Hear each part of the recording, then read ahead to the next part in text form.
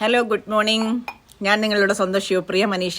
ഇന്ന് രാവിലെ തന്നെ ഞാനൊരു ടിപ്പുമായിട്ട് വന്നിരിക്കുന്നത് ആൺകുട്ടികൾക്കും പെൺകുട്ടികൾക്കും ഒരുപോലെ പ്രയോജനമുള്ള ഒരു കാര്യമാണ്. അപ്പോൾ ഞാനിടുന്ന വീഡിയോ നിങ്ങളുടെ മുന്നിലേക്ക് പെട്ടെന്ന് എത്തണമെങ്കിൽ നിങ്ങൾ എന്നെ ഫോളോ ചെയ്യണം.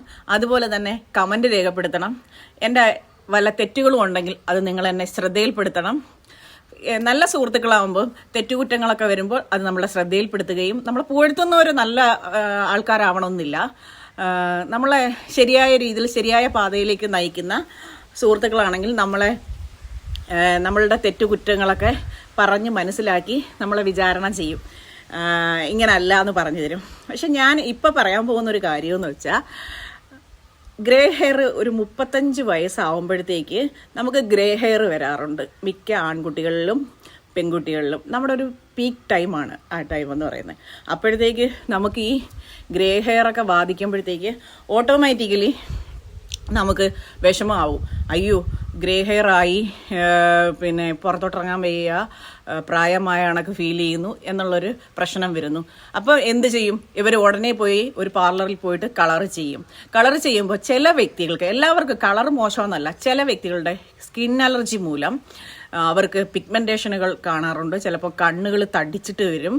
അതുപോലെ തന്നെ ഈ മീശയിലൊക്കെ അപ്ലൈ ചെയ്യുമ്പോഴത്തേക്ക് ചുണ്ടൊക്കെ വ്രണമായിട്ട് പൊട്ടി പഴുത്തൊക്കെ വരുന്ന ആൾക്കാരെ ഞാൻ കണ്ടിട്ടുണ്ട്.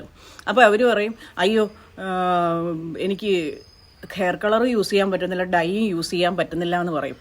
അപ്പോൾ നമ്മൾ സ്വാഭാവികമായിട്ട് അവരെ കാണുമ്പോൾ നമുക്കൊരു ബുദ്ധിമുട്ടാണ്. കാരണം നമ്മുടെ സ്കിന്നൊക്കെ പൊട്ടി പൊളിഞ്ഞൊക്കെ വരുന്നു, നല്ല ബോഡിയൊക്കെ നല്ല കളറും മുഖത്തൊക്കെ നല്ല ടാനും വീണിട്ട് വരും. ഇത് സ്കിൻ അലർജിയാണ്, ഡൈ യൂസ് ചെയ്തിട്ടുള്ള സ്കിൻ അലർജി. ഡൈ മോശമെന്നോ അല്ലെങ്കിൽ ഹെയർ കളേഴ്സ് മോശമെന്നോ പറയുകയല്ല. പിന്നെ നമുക്ക് യൂസ് ചെയ്യാൻ പറ്റും. മൈലാഞ്ചി യൂസ് ചെയ്തിട്ട് നീലയമരിയൊക്കെ ഇട്ടിട്ട് നമുക്ക് യൂസ് ചെയ്യാം. പക്ഷെ ചില വ്യക്തികൾക്ക് അത് റെഡായിട്ട് ഈ മീശയിലൊക്കെ വരും. അപ്പോൾ ഈ ആണുങ്ങൾ ഈ മീശയിലൊന്നും ഇതൊന്നും അപ്ലൈ ചെയ്യത്തില്ല.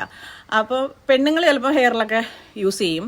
നീലയമരിയും ഇതൊക്കെ നമ്മളെ വീടുകളിൽ ചെയ്ത് നമ്മൾ എടുക്കുകയാണെങ്കിൽ കെമിക്കൽ രഹിതമാണ്. അല്ലാതെ നമ്മൾ ഷോപ്പുകളിൽ നിന്ന് വാങ്ങിക്കുന്നത് ചില പ്രൊഡക്റ്റുകൾ കെമിക്കലായിട്ടുള്ളതാണ്. ചിലപ്പോൾ അതുപോലെ യൂസ് ചെയ്യാൻ പറ്റാത്ത ആൾക്കാരുണ്ട്. പക്ഷേ ഞാനൊരു ടിപ്പായിട്ട് വരുന്നതെന്ന് പറയുമ്പോൾ, അത് നിങ്ങളൊന്ന് ട്രൈ ചെയ്ത് നോക്ക്.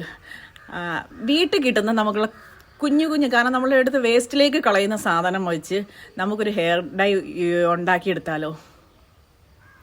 അതായത് നമ്മൾ വെളുത്തുള്ളിയും സവാളയൊക്കെ പൊളിക്കുമ്പോൾ പുറത്തൊരു തോടുണ്ടല്ലോ, കാരണം നനവില്ലാത്ത തോട്. ആ